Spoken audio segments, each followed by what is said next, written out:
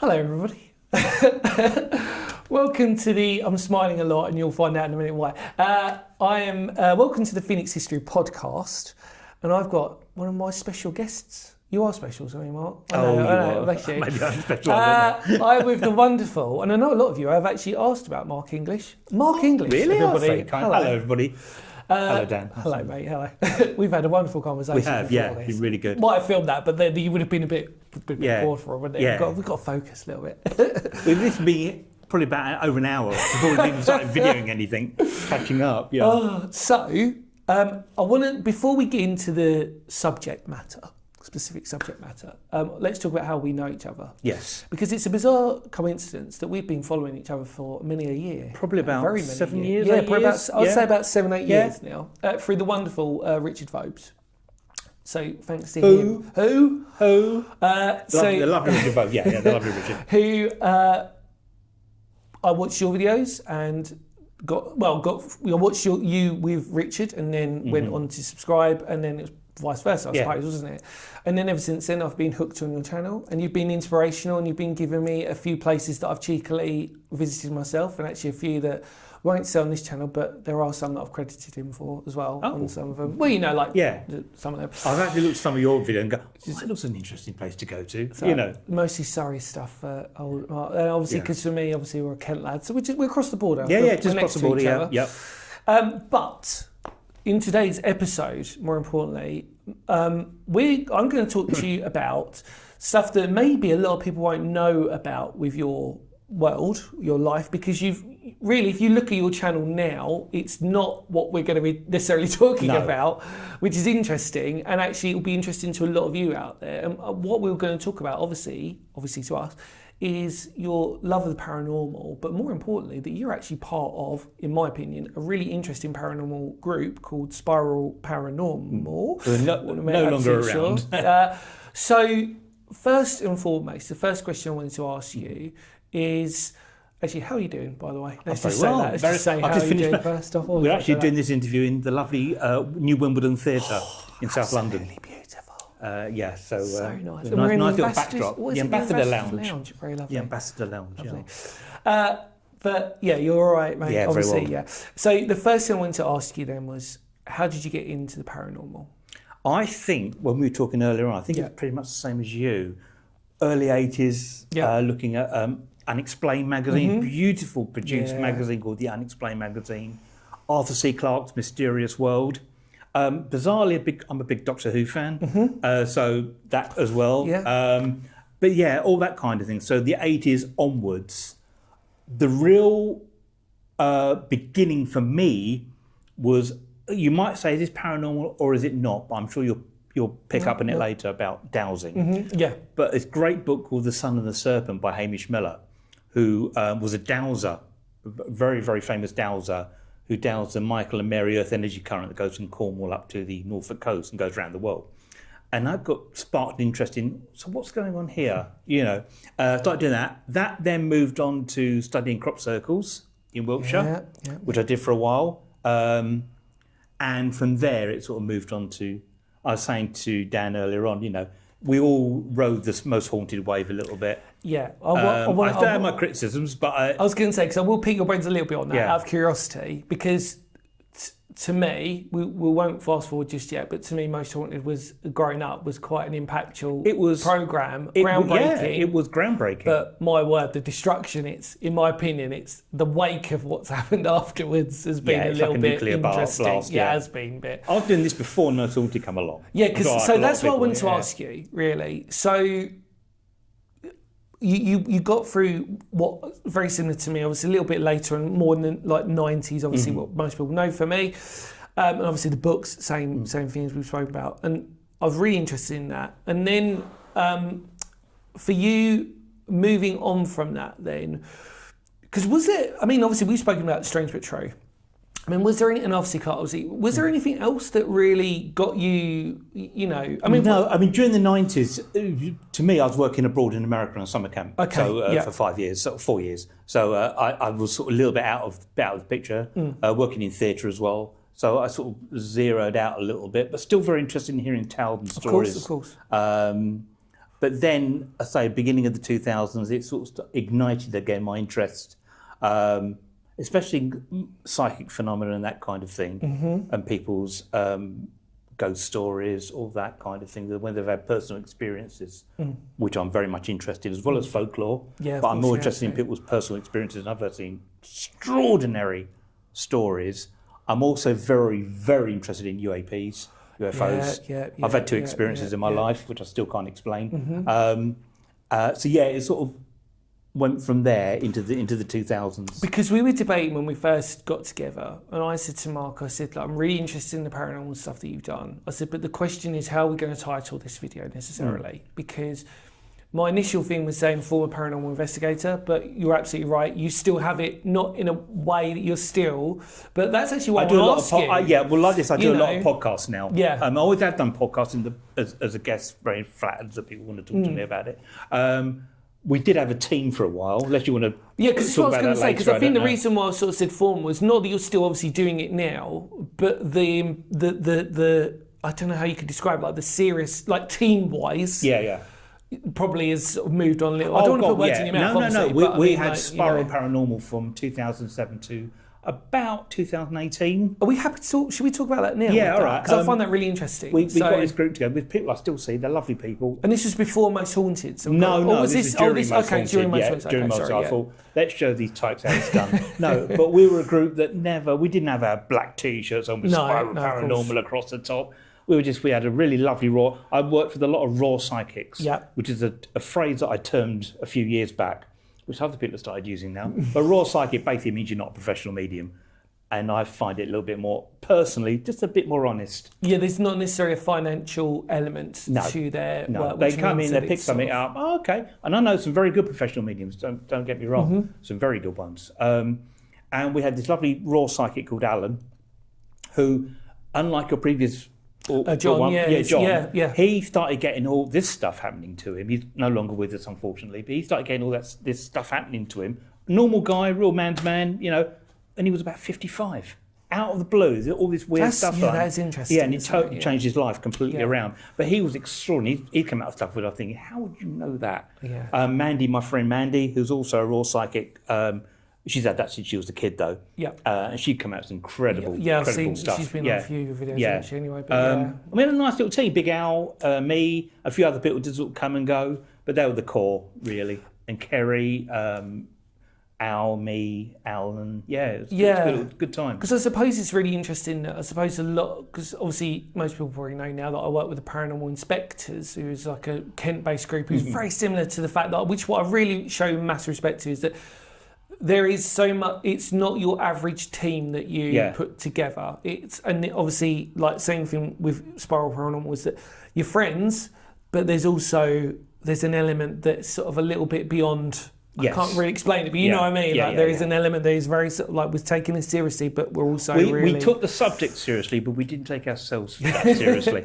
And obviously, being a video maker, we videoed all the episodes. Not all of them, but pretty much 90% of them we put on YouTube. But you were on TV though. On the Unexplained channel, run by Cole Beatty. Who was Most Haunted. The original. He was the first ever one, wasn't he? Before Kieran O'Keefe and all that sort of stuff. I used to know Kieran really well.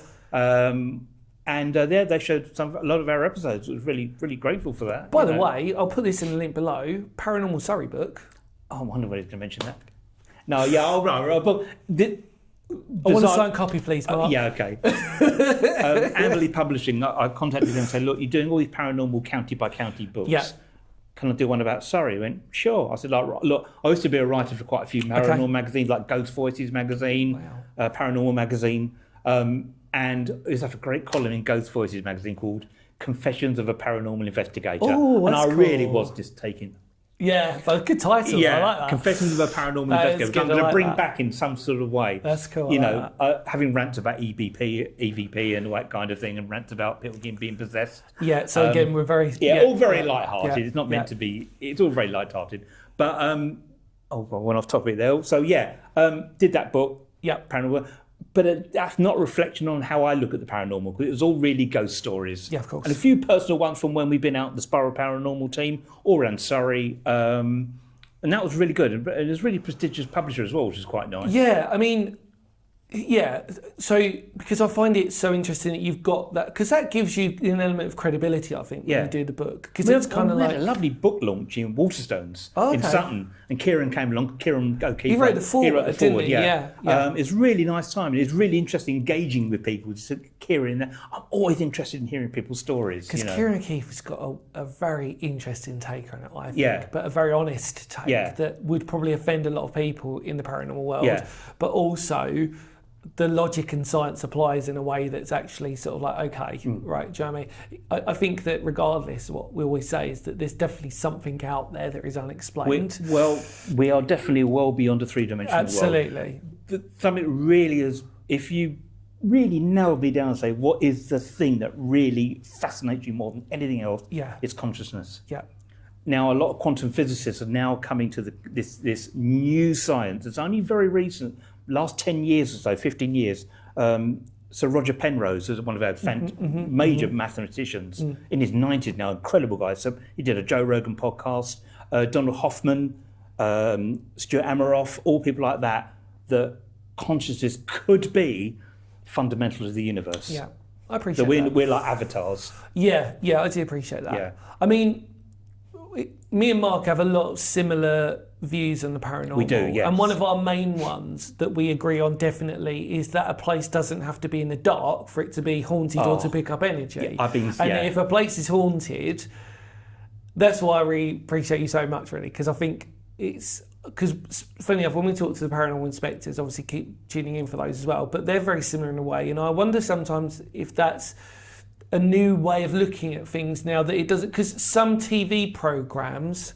I don't even watch them. Maybe highlighted more that you have to turn on the lights off. But my theory behind that was always that if you look at the law sense, and I always have to refer this to, if you look at a paranormal law sense, the idea is that if you go dark, that you're reducing your senses, and so therefore by reducing your senses you're going to pick up. That's the understanding of it.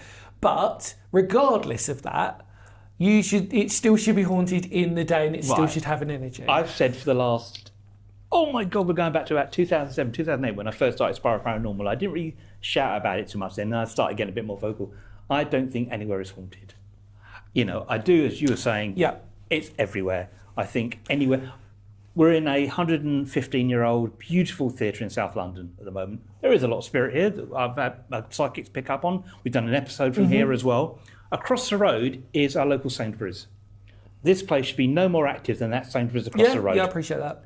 So all your paranormal teams, why not go and do an investigation? I know, I'm just being speculative here. Over at Sainsbury's at 10 o'clock in the morning and see what you get. Yeah. You should get exactly the same results, if any, than being here at 3 o'clock in the morning.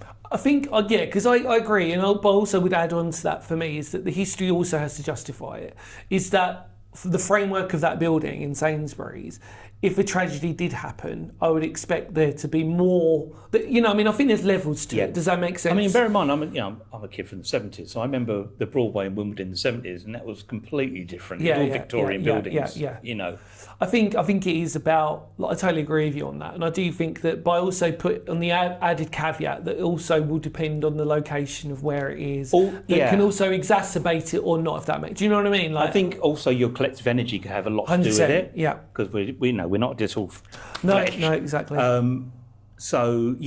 think that has a lot to do. And I think my friend Mandy sort of summed it up very well as well. When you go and do an investigation, if you still want to do that, brilliant, but go in with the right attitude, go in with the right vibe. Yeah, you're so spot on with that. I totally agree with that. I think that you have to have the right mental framework to go into a place like that, and I think that it does sort of just residually pick up. I mean, I've told this story a few times before, that a certain individual, former friend of mine, I took out to an abandoned mental asylum, but I didn't tell him it was an abandoned mental asylum. Did you know a series on that, by the way, about asylums in Surrey? Very interesting. Oh yeah. So I basically sort of went in, didn't tell this individual, and there was no real obvious. It was very run down. Let's just sort of say it. So it wasn't enough to sort of give you an obvious state that there was, anything going on. The moment they go in there, they're not believers or anything, but they felt really awkward. They felt really icky. They felt all this. And I was just like, well, okay, that's interesting. In the daylight, You know what I mean? Nothing about it. And it was, you know, I mean, some people can argue, well, what if there was like, you know, surely if it's a mental asylum, you're going to have certain bits and stuff. Trust me, this was on its way out, let's just sort of say. Do you know what I mean? It wasn't like a time capsule one. The point is that they still pick up on that energy. There's something it doesn't go away. There's that residual sort of stuff. And like, you know, I've said one of the other things that I wanted to ask you about really was, I'm a big believer in stone tape theory, the idea about the walls having an energy or retaining, anything retains a form of energy. And the more trauma that's retained in that room, the more energy it's going to surround. Do you see what I mean? I mean, you feel free to challenge me on that because I'll be interested. I'm not a stone tape theory believer. I know Richard Felix, bless him, I've done a lot of work with, really supports that. I love Richard. He's Richard. He's one of the nicest blokes. He really is. Does great videos as well. I do think that trauma can be stuck somewhere. Yep.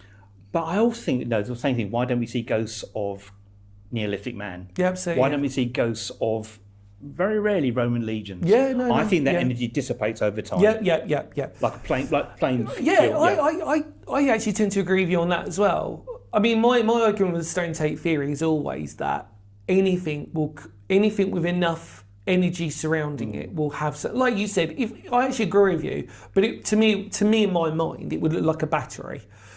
That battery slowly depletes energy-wise over time, but it still has energy in it. Do you know what I mean? It's like if you go into an antique shop and you pick up like maybe like a former helmet that was used during World War II. Not everybody's going to pick up on energy, but if that person died in that helmet, there still might be some sort of residual energy. I see the logic. Do you know what I mean by that? I totally see the logic, And the reason why I say that is because actually my theory was always based, ironically, in my hippie state, based around stone circles and energy. We love stone circles. Yeah, we do love stone circles. About that, because I genuinely believe that our ancient ancestors knew all along about energy and life and everything else. And that actually I think when it comes to haunting and paranormal stuff, I look at it more in an energy rather than because as Nikola Tesla said though, everything is energy, frequency, and the other one. Absolutely. Because I genuinely think when you go into a stone circle or you go into a place like, I haven't put this out yet, or I might have done by this point, who knows, dragon stones, we'll talk about this, because this is when you did inspire me. Now that's a modern stone circle. 1999. Yeah. Made by the Druidic Order, is it? And that's a modern stone circle. Now I went in there, and me and Soph went in there. There was an energy, but it was a lovely energy. But there was still an energy for me, for whatever it wasn't strong, but it did I went not in there, necessarily I the think you saw the symbolic. video. Yeah. I went there, I'm a dowser. I got absolutely nothing. Yeah, I mean, I wouldn't say that it was a strong energy. Maybe it's like subjective because you're in a stone circle, and it wasn't negative or anything because it shouldn't be. But the point was, there was definitely a sort of there was a different vibe the moment you walked into it than when you walked out of it. Do you know what I mean? And other people who built it, some of them passed away unfortunately, and say, why did you build it there? Yeah, absolutely. But I doused it and I couldn't find any energy currents, no nothing. I think it was there more decorative reason because it overlooks the South Downs and everything. But either way, I still think that when you knowing that our ancient ancestors clearly had some form of belief in energy, my stone tape theory applies to the fact that if I look at it in a form of energy, you know what I mean? And I actually agree with you on that. Like I said, but the energy will be depleted on certain instances and certain stuff. So in other words, if it's a mental asylum and it's a certain cell that people were beaten up in stuff, well, that energy is going to last longer. It's going to be quite powerful, so it's going to last longer. Totally agree.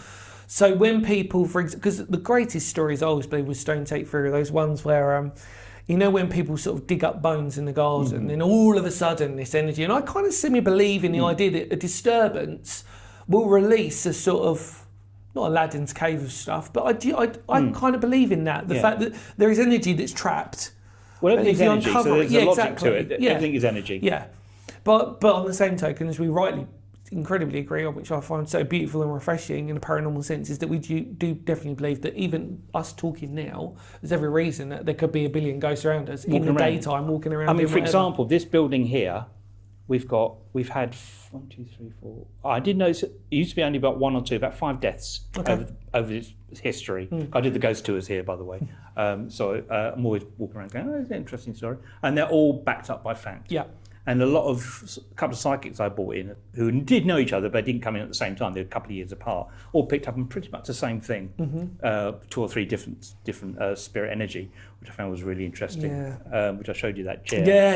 But it's interesting. That's why I say, it's everywhere. I know friends who run event groups, ghost hunting event groups, and they go to these lovely, beautiful buildings, but what are they charging those buildings? Go to Sainsbury's and do an investigation there, do it for free. I know. But it's more interesting, of course, it is. Yeah. And then, also, you're doing an events company. You're not really paranormal investigators, really. You're an events company. It's a bit different. But it's when we were talking off camera, I think we both sort of said it was the stories that got us into the paranormal to begin with, and that's the thing that I still get interested in. Whether my belief or anything changes, because I'm very open to that. I'm very open to sort of thinking that maybe the things that I've witnessed or that I've seen can be explained at some point, or maybe it's, whatever. Yeah. And maybe that my theories, I'll put loosely, I don't mind if people challenge me on my theories or what I think. I'm not an expert. I'm just somebody who's a bit geeky. Does that make sense? Nobody is an expert. Well, this is How can you be an expert on something that hasn't been proved? Absolutely, that's a very good point. And my attitude is this, and I've heard even Mandy I was mentioning earlier, she told me still one of the best stories ever that happened to her when she was at work, of all places, and with a friend, 2 witnesses. But anyway, what I'm saying is, to have an experience of the paranormal, you're either going to have an experience of seeing an apparition or you're not. Yeah. And it's as simple as that. I'll actually add on to that. You can keep all your EMF meters and all that. Yeah, stuff. don't. Yeah, okay. So again, we're very similar in that. Is that I think that when you see certain ghost hunting programs, again, not mentioning, but they know, where they have like billions and billions of equipment, I'm like, I'm going to switch off. I'm just not interested. I just don't even watch them anymore. Because I think you have to go on you instinctually. At the end of the day, that meter isn't going to isn't going to see the ghost. You're the one who's going to. Do you assume on a basic principle? I think YouTube's even worse now because everything is clickbait. It's clickbait. Oh, there's demons in this house and all that nonsense. I think we would, like I said... And they get thousands of views, what we don't. Well, this is it, absolutely. And I think this is the thing that, I'm really honest on my videos. It's actually funny enough, the only time that I've ever actually experienced something which I couldn't explain, which was semi-recently as a recording this, which was when we were in Cornwall, we went, and this church didn't want me to go in. I saw you say that. And it's the only time, and I never even said on the video that it was haunted. I didn't want to say it was, in my opinion, it was haunted. All I said on the video was, because I didn't want to be clickbaity, I just said... And it was true, it was exactly how I felt. The church didn't want me to go in there. And the only time I went in there was just to film Sophie walking in, and then she knew I had to go out. I couldn't, God forbid, I couldn't go turn left, which is when Sophie said, there was this big memorial thing. Whatever. The point was, it didn't want me to go in there. But my question is, would you have the same feeling without you knowing it? Because remember, you're there specifically doing a video. Yeah, absolutely. Maybe you walked into... Would you have had that same feeling if you walked into someone's house or something? Yeah, I think, I'm not a sensitive by any means, but I definitely do pick up on people's energy, not in a way like psychic or mediumship sort of way, but I do sometimes, I wouldn't say I'm skilled at it. I'm sure your viewers know as well, I'm sure you've had this, that you meet people and they've got a real negative energy. Yeah, there are, and you don't want to be around them. Oh no, I've witnessed in my work a couple of people where I'm like, you're going to turn out to be a psycho killer, without being rude. Yeah. You've got a dark... And you're at work with them, don't you? Absolutely. Luckily, I work with beautiful people here. But, I can't, obviously, in my job, without sort of saying anything to do with mental health, stuff like this. So obviously, I do witness people who are a little bit sort of, similar to me, but whatever. But the point is that you do, but there is that sort of way that if you, because that's interesting when you said about the church in Cornwall. I love my history, and I love my abandoned buildings and I love my underground stuff. My mindset is never that the paranormal stuff is far away from what I'm more interested in going in there exploring the history, which is why I think that Cornish church really stumped me a little bit, because I've been into billions of churches, billions of ruined churches, billions of stuff like that, and it was a nonchalant church, and yet it just went whack. And it was and when we look back at the history, it was on a Celtic site. They'd actually, was dated that they'd built it layer upon layer upon layer. You might have been on the Michael line. It might have been. Exactly. But there was, and I said, I've witnessed stuff before, like what everybody does, but on this one, it was because it was such a surprise. Do you know what I mean? Yeah. Like it was such a kind of I just don't want it. And it was literally the same as what I've said to people, because everybody's asked me about this recently, about this church one, because it's so unlike me to be like, I'm not. But it was literally like there was a wall within a wall, if that made sense. That it was just like, because I remember you said about was that the church with the ley lines? That you said there was a similar. That was right. I pick up earth energy currents. Yeah. I might be somewhere doing a bit of history like you do. Yeah. Oh, whoa! And I've got the camera on me again. It might look like clickbait. It's not. No.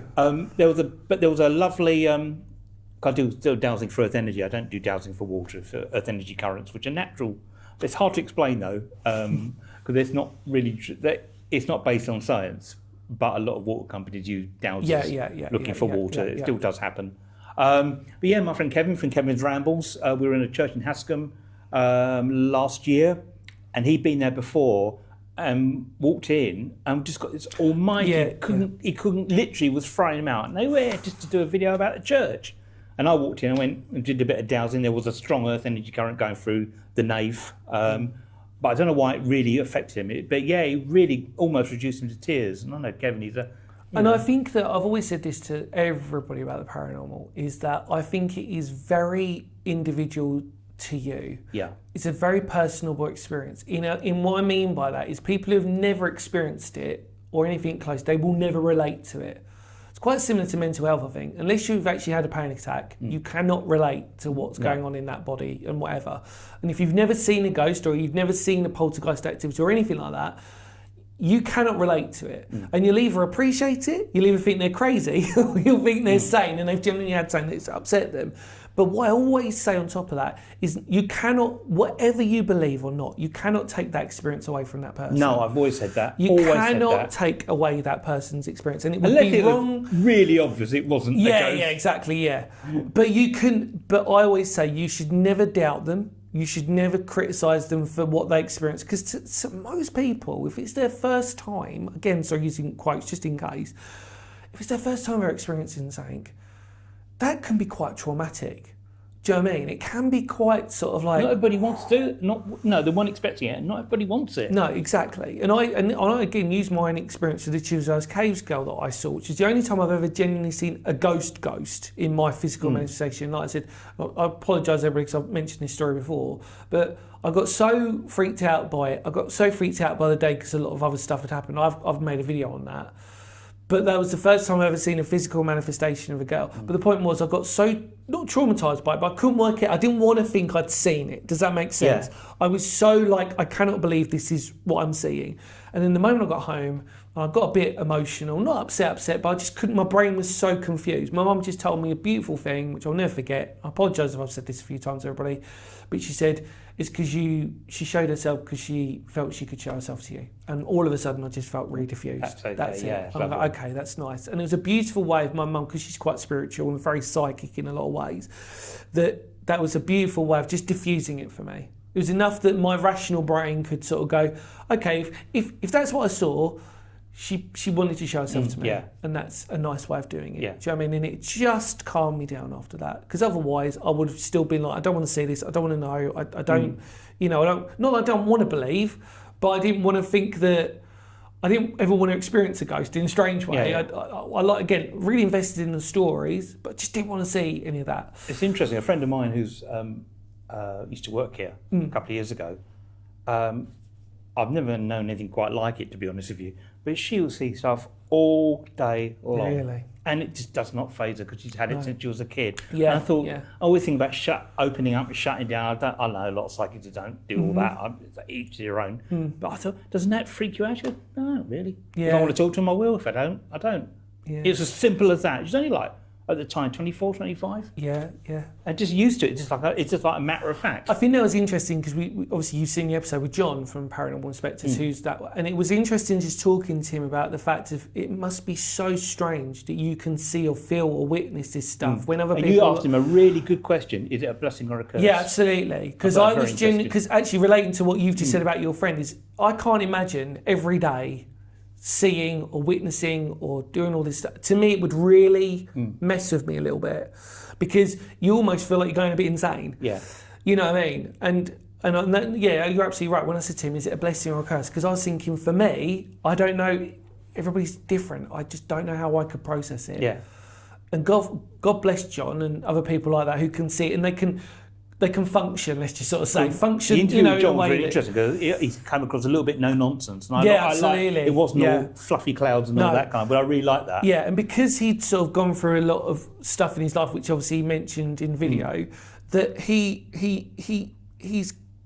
very beautiful in the way that he comes to terms with it, and he loves it. And like when he said in the thing, he's like, I want to be challenged. I want to see a skeptic. I want to prove that, you know, I mean, because again, we all know I think personally, if you talk to the right people, such as yourselves, and people who are really knowledgeable in the paranormal, there is a beautiful language that we can communicate with that is that's very true. understanding and very humbling and very refreshing and all this stuff. And even though we might not necessarily, even though we might share slightly different theories with everybody, we're all very open and accepting of that, because that's the whole idea, is that we're all trying to come to terms with and trying to understand our own way. Me and Mark just happen to believe in everything the same, so I'm quite fortunate, kindred spirits in that way, mate. But I mean, but like I said, I think that's, you know, when you meet other people and you talk about that, and then like I've jokingly said to other people before, is the ones who don't, the classic phrase is the ones that have, when they don't believe, but then they go, yeah, but there was this one time. Oh, I get that. Yeah, exactly. I know you were going to react like that. Well, yeah. You've just done a but there. Yeah. And I say So to you people must also, have seen I've never had something. anyone actually say to me quite really matter-of-factly, that's all. Flat out, yeah. Never had that. As you say, if they do go down there, they go, but once upon a time, this happened to me. Here we go. You know? Well, this may have happened when I was younger, and I thought I'd put this down to something. I've never seen a else, ghost. like, Never. Yeah. I might have communicated with spirit with other people there. Not me personally, but we've had it come into the room. But yeah. Because unfortunately, I'm going to have to ask you this question, which is one that a lot of people, paranormal people do. But I have to do it. What is the most scariest or most unexplained thing that's ever happened to you? The reason why I know people, I worry about asking that for people who are, because I know it can be slightly subjective. Yeah. Because define what is scary to you. You know what I mean? Or that is unexplainable. You know what I mean? Don't go on investigation. Like John asked that question really well. Yeah. I don't go on investigation to get scared. If I go on investigation to get scared, then I'm not a paranormal investigator. Yeah, absolutely. I agree with I've been spooked because I'm a human being. Yeah. I've been spooked a few times, but that's the human psyche. But scariest, no.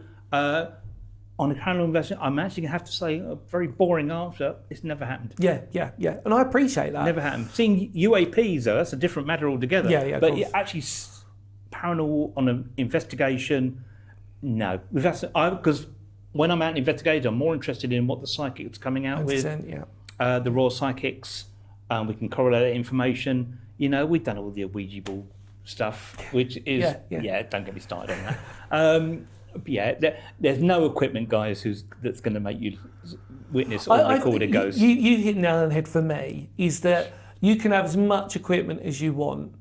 I still think fundamentally the experience you're going to have is not going to be based on equipment. It's going to be based on what you witness. What did I say earlier on? You're either going to have an experience or you're not. Absolutely. There's no middle ground. Again, I have no problem with people using equipment because that's their way of trying to figure stuff out. Let's just sort of say, you know, they're doing an investigation. But they trying don't to do that. really. I think a lot of times, when I can bear to watch a YouTube video of someone doing paranormal work in some of these, you know, clickbait kind of videos. You know, do you actually even know what that bit of equipment's for? Yeah, absolutely. It's got nothing to do with ghost hunting. No. I'm afraid I absolutely don't like. No, ghost hunting. I appreciate that. I think again, like you have to be with the right people to surround you. And unfortunately, I do think there is a bit of a. Actually, this will lead on to the next thing then. Really about Most Haunted. I mean, I'm not here to diss Most Haunted because I think actually the beginning stuff of what they did at the beginning it was revolutionary. Yeah, it was revolutionary. I think it was really good. And actually, as someone who was, I used to enjoy watching them as entertainment, if I'm being really honest. I genuinely watched it for the entertainment factor. I was like, oh, this is a really interesting location. Like when they did the London Underground and they did all the subway stuff. And I was like, oh, okay, that's going to be really interesting. And they did obviously like the Ancient Ram and all the really famous ones. And then there was the Ancient Ram, least haunted in. Yeah. It's like, and I say about Pluckley, the Ancient Ram Inn, I've done that. It's an incredible place. There are a few places which I'm still afraid sometimes to mention, which I'm genuinely bashing my head against the wall going, if you knew the history of this place, it's actually, you shouldn't be experiencing anything. Do you know what I mean? Yeah. Let's just say anything Cold War based, wink, wink. Yeah. Yeah. Governor Hatch. You Why know, would- just, yeah. How did you guess that one? Mark, been for there, me? yeah. That I'm just still like, the things you're experiencing shouldn't be the right things that you're experiencing there. And they built it into an ancient hill fort, so why aren't you seeing more of that stuff? Yeah. Sorry, I've just genuinely dobbed myself in there, but that is surprising to me, is that a place like that should be clearly recorded the people who passed away, etc., etc. And some people might disagree with me, because there are some really interesting stories about the folklore of like a bloke who died building it and he buried in the cement, blah, blah, blah, and then I think they've seen like a woman sometimes. I'm like, unless you genuinely know that a woman has died down there to tally that up, I want you to see a Neolithic ancient ancestor down there whose grave you've disturbed. Just so I'm trying to say, if you look at the law and you think of what you should be expecting to see, that's what I should be expecting to see. Maybe the reason we don't see Neolithic, I was saying to you right back at the beginning of the conversation, that energy is Because dissipated. the energy is dissipated. Do you know what, mate? That's why we do see really a lot of people for the last you, 500 years or so. 100%. You really do. You make a lot of sense on that. Yeah. For me, in my How often do you see an understanding Anglo-Saxon warrior or, No. you know, it... And I think the energy that you might see on that it might be a spiritual collective energy, a unification of all of the people who are in that place, rather than just a singular, if that makes sense. Like if you witness maybe a ancient ancestor ghost like on an ancient fort, for example, it might be that the energy was created by all of the people that, you know what I mean? Like it's almost like a beacon. Yeah, I go to Avebury, you know, a lot. I've been going there 35 years, and I feel the energy there. Yeah. It's really. I went to I might go to Stonehenge in a couple of weeks' time, but I haven't been there for 5 years. Absolutely nothing. It's absolutely devoid of any energy because of the way it's been, the English heritage. All right, they're a preservation body, I get that. But the amount of tourism's there, it's completely depleted. No, absolutely. I couldn't agree more on that. I mean, it's really weird because I've got fond memories as a kid of going there when you could. Walk right up to the stones. Yeah, and I think as a kid, I always remember my child's like eye always remembers like the size of it because of how small I was. Do you know what I mean? So I'm looking up at these huge megaliths and like, oh my god. And then like now you're just like you're so far away from That's it. ridiculous. It's like, what's the point? Whereas Avebury, it's all open access. They've all been put apart from one, the Swindon Stone. All the rest have been put back in relatively the same positions in concrete by Alexander Keeler in the 1930s. And if you can go right to them and talk and touch them and everything, it's great. It's amazing how the antiquarians did such a great job. And it's obviously it's a big landscape. You've got Silbury Hill, West Kennet, Longbarrow, Of course, the Swallowhead Spring, the Ridgeway. I love West Kennet, Longbarrow. Yeah. Love that. Oh, we've done many much. meditations in there over the years. Yeah. I think I always remember Silbury Hill was always one of them ones that I just wish I could have actually been brave enough, but I didn't want to show any respect to actually get close to it. Do you know what I mean? Sort of thing. Yeah. Don't tell the National Trust. We've had friends who've done sky watches up there really? in the last few years. That must be so cool. And what's going on? This is a whole new other conversation now. Let's try. We'll just quickly. What goes on around not so much the Avebury area, but nearby is quite extraordinary. I've got the towel. Something I still cannot get my head around that somebody told me, multiple witnesses on numerous occasions, about 2012. It's actually in an old video of mine called Weird Wiltshire. Right. But I still cannot get my head around what was happening on there. See, I will add to that and just say that... We're talking beings here. Yeah. Beings. So I will add to that on my theories about... I won't necessarily name my colours to the mast at the moment because I think that will come when there's a couple more people that I really want to challenge on. But one of my big things that I nail my colours to the mast on my theory, again, I'm not an expert, is that actually a lot of the energy that we experience in the paranormal thing is actually, we are not, I'll just put this out there, which is factually true, we are not that far away from our ancient ancestors and how we are built and designed. And I think that also goes to a mindset. And the only thing I'm going to leave you all out there with in terms of and don't ask me in the comments because I won't say it, because this is a theory that I'm trying to I've discussed with a few people because it's something that I'm really passionate about. I'm not saying I'm right because I'm not. But I genuinely believe that the things that we experience on a paranormal level are actually the energy that we pick up from is actually stuff from when we were in a cave and that we're misinterpreting how we look at it. So just a brief example again, but I'm not going to go into too much detail. When we were in the caves and we knew that there were things out there that were going to kill us, we had an instinctual vibe. And I think that vibe that has never left us will imprint itself or misimprint itself into. Do you know where I'm trying to go with this? I totally. So, and I'll just give a brief example. Again, I'm saying it, but not saying because I'm afraid to say it. But I've I got just a PS to this. Yeah. To Okay. add on. Imagine you're an ancient ancestor and you are not the dominant species, and you're out in the forest. You feel there's something around you that's going to eat you. It's that energy. It's that third eye sort of type of vibe that, as humans, we've not lost, but we might have got it confused with a different way. And the reason why I've got it confused in a different way is because factually, so actually everything I've said is actually factually true, because we're still actually, our bodies are still actually ancient ancestors' bodies, which is why I did a video recently on my other channel, Conscious Realms, what you're talking about, ancestral trauma. Yes, yeah, but I would, I agree with you to a degree. I think I look at it in a way of like, why do we picture, maybe because, and the reason why I say that is because we've been programmed now, our frequency, let's just say, has changed because we've now incorporated TVs and other things that have distorted how our primal look is. So our primal look would have been that I'm afraid because if I go out there, something big is going to eat me. That feeling has now been distorted because of all the electricity from different things that now gets misinterpreted into maybe more. That person just cut me up. Yeah. So that's all I want to say on how I believe in it. That also could be Rupert Sheldrake, one of the great speakers, and his morphic resonance theory. It sounds like along those lines as well. Yeah, I don't. Yeah, I do apologise, because they might be having a go at me saying, "Why didn't you just say it?" But I think I've given you enough with that. Is that I genuinely feel that because again, I'm coming also from a place that of my mental health, my anxiety, where I'm very energy and I know when I'm in trauma, and I know that can distort my brain. It can distort anything. And I'm not saying that there isn't ghosts or anything, because obviously, like I said before, I think I've seen it. But I think that is actually the energy that's taken is actually a very ancient ancestral energy that has been distorted in a way. How long have humans been around? About 150,000 years probably. And this big shift suddenly, we relied on our senses as a primal instinct. People like Greg Braden, he came up with some great theories, and I used to be very, very militant. No, this is how it is. But he came up with the great theory that 150,000 years, we suddenly got really conscious. Yeah. We became self-aware. I think, therefore, I am. Yeah. He thinks, and it does make a lot of shaman.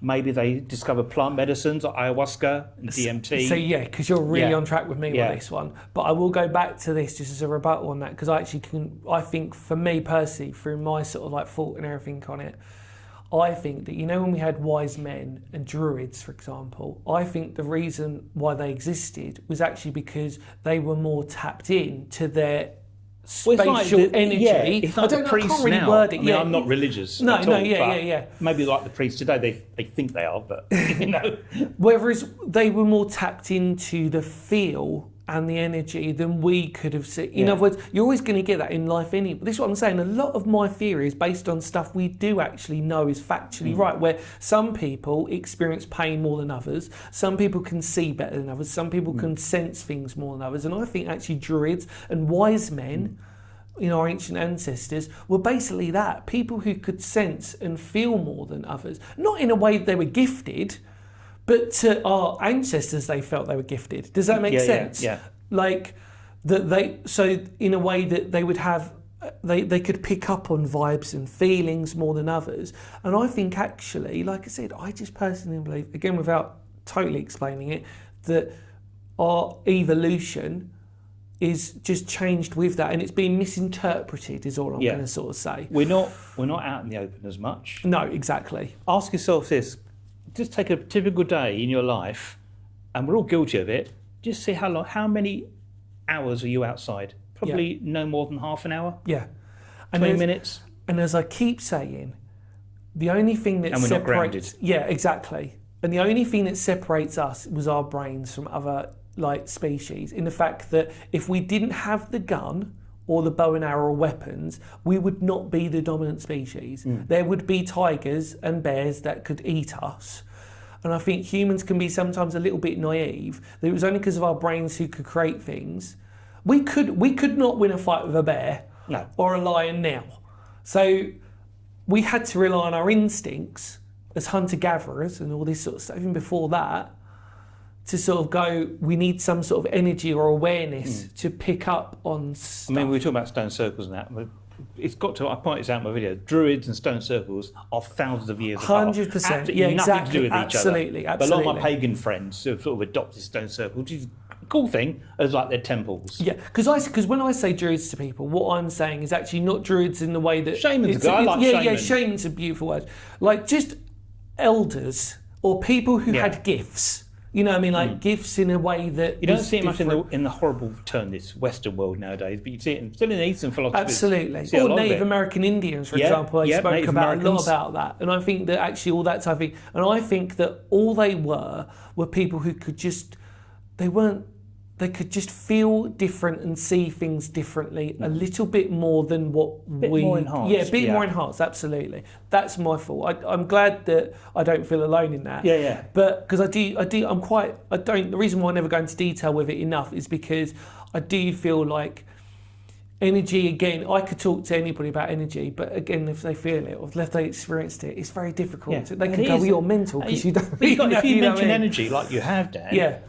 energy is scientific. It's not. That's what I mean. It's the whole point of physics. You know, And we have energy. to keep reminding ourselves that And particles. our DNA is really not that far away from our Celtic ancient Britain DNA. If we looked at ancient ancestors, our body, the reason why we have medication these days is that because back in the day our own immune systems were so, you know what I mean, that we weren't designed to live that long. I don't really think you do need lots of medication. There's lots of natural ways of But the point healing. was, as humans, we weren't designed to live that long. Basically, it's only through medication and medicine that's made us live this long, and then by doing that, then we get other diseases that we never had as ancient ancestors. There's a lot now that's only been around the last 150 years, really. Yeah. They were around before, but it's gone skyrocketing. Absolutely. Because of the modern lifestyle. And then again, our natural medicines as ancient ancestors were natural medicines. They were, Richard would always say about organic and stuff like this. Our bodies weren't messing around with so much stuff, and yet we're now so self-reliant on it. Except for red wine. They've been drinking red wine for thousands of years. Lovely. So I love red wine. Have a bit of that. I'll give it that, mate. But yeah, no, exactly. But that mead for me, though. I know. Yeah. We're all good on that. Sophie's probably laughing at it because she loves it as well. We're obsessed. Well, no, she don't, but she knows that I've got mead's lovely, But yeah, we've got a bit sidetracked, so I apologise. Well, we've covered a lot of topics We have here. covered a lot of topics. It's a very interesting podcast. I want to sort of like bring it to a little bit of a close now, if that's all right, mate. Because we've spoken about Spiral Paranormal, we've spoken about how you came about, your interest in history and the sort of like paranormal world. I mean, is there anything else you want to talk about that we haven't actually covered that you feel like you wanted to talk about? Apart from the sort of bad bit of promotion, obviously, of course. Like Dan, I do a YouTube channel as well. But you've got to watch it, I'm telling you now. Marq English, which you'll link below. Yeah, of course. But me, like Dan, going out and looking at history, travel, that could be everything from the countryside in Surrey to Florida, which I'm going to do in a couple of weeks. But also try and put a bit of folklore in there, a little bit of paranormal stuff. Obviously, you used to do a lot more. I used to have an old YouTube channel for Spiral Paranormal, which we remastered all the episodes and put them on this new channel. I've got a new channel called Conscious Realms, which is all about the existence, consciousness, ghosts, everything, UAPs, and that's only been going like 4 months. I think actually this episode's a good summary of that, and obviously everything else within that, because I think that's what. Yeah, you give me food for thought on a few things as well. Which is what it's all about. No, thank you. I mean, same lightly. I mean, to be honest with you, I think it was, like I said, it was a bizarre encounter because we knew each other without meeting, and we knew we were probably going to get along, and we knew we had lots of things in common. We're like, oh, great, that's all good. Got really excited. And I've been binge watching a lot of his episodes recently, which has been great. Yeah. But it's been nice because you've seen, like, obviously for me, like, you've seen where the interest of paranormal, and now we can. And to be honest, talking to you off camera, it's nice because I get to link up a few ends that when I see your channel, I'm like, oh, now I know. Do you know what I mean? Sort of thing. When you're talking, I get why that goes on to that. And it's a fascinating subject. Really I mean, we say the paranormal. You say paranormal to people, for example, and they still think ghosts. Yeah, it's a huge topic. I totally it's a huge agree. Topic. Totally agree. And I think that's the thing is that I like to be honest, I'm a bit old-fashioned, but I like just using the word unexplained, like in a weird way. I think that's a great word. Yeah, it is a really good. It just sums everything up. It just does in that one word. It just unexplained. does. It's because also I think neutralises a lot of people's sort of preconceived ideas. Like you said, because the moment you say paranormal or ghosts, they're like, right, they're either going to like it or they're not. But when you say unexplained, because we can't, I don't explain it, you can't explain it, and even the skeptics can't explain it. I mean, I've got really friends who are pure logic. Yeah. No, doesn't exist. Really sort of, and they're very intelligent people, and they'll challenge me. And my thing is what we discussed already. I say to them, look, if these people have an experience outside of doing an investigation in a haunted building, they just, well, how can you explain that? Are they making it up? Absolutely. They're either making it up or they're not. Absolutely, absolutely. I genuinely couldn't agree more. I mean, and science is slowly coming around to it. I mean, like, I will use infrasound. I mean, infrasound is definitely a thing that we experience, and it is designed to make you uncomfortable. Steve Parsons.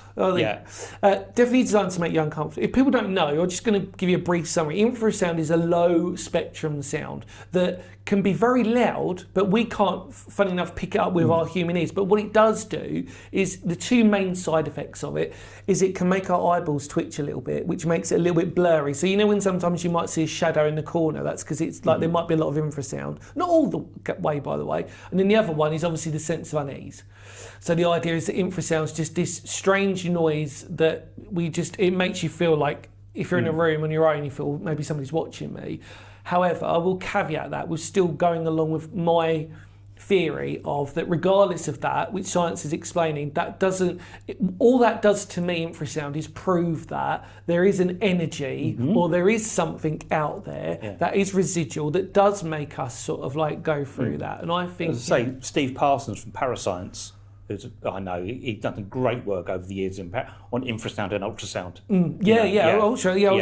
Absolutely as well. I mean, and for some of you, like your animals will pick up on that. Yes. Dogs are quite notorious for sort of picking up on that type of thing as well. But I mean, and we probably did back in the day, as you said earlier on, we've just lost that ability. Yeah, exactly. I think that's really what I genuinely feel like with that, is that we as humans, actually, we're way more sensitive and way more conscious of our surroundings without having to know that we are, sort of thing. And it's just that we might have been if you look at it, going back to grounding and things like that, you see a pack of animals out in the wild, right? Yeah. They get chased by a lion or something. Oh, quick, panic, stress. Back to grazing. Once it's over. Absolutely. And they're grounded to the earth, which is negative electrons coming in. That's a whole other thing, is grounding. We've lost our connection with nature. Yeah, I agree. Couldn't agree more. Yeah. It's sad, actually. Yeah, it's very sad. Really. It's not our fault. No, absolutely.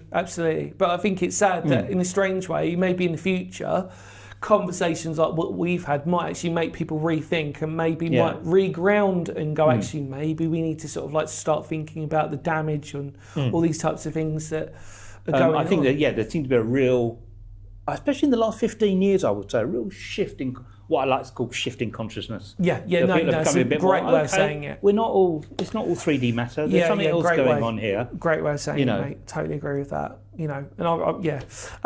Well, I think we better wrap it up, mate. We could talk for ages. We could. It could be a 6-hour podcast. I know, it's going to be very intense. From the bottom of my heart, mate, I really mean it. You're very welcome. You're true star in my eyes and stuff, and I hope that this will not be the last time. Oh no! I think we'll do a few collabs. We're not actually that far away from each other. We're not actually that far away from each other, I think, which is also a benefit. And I think we know that even in this episode, maybe put down in the comments if there's any, we could do another episode at some point in the future if you feel that's something we want to go through. It's very hard to be on one subject. We seem to go off divergent everywhere. Yeah, it's just in our nature that we've got so much in common and we've got so much to talk about that it's just like today's episode is hopefully mostly about our paranormal views and our mindsets and stuff. But thank you so much, mate. You're very welcome. Is there anything else you want? Obviously, all the links down in the about section below. But anything and else? You'll be on my channel. Thank you very much, mate. Yes, of course. From bottom of my heart, really mean it. Thank you, mate. Thank you, mate. Really, cheers, Dan. Take care, everybody. Stay tuned for another episode. Thank you, Mark. And see you later, everybody. Take care. Bye now. Thanks. See ya. Bye-bye. Bye.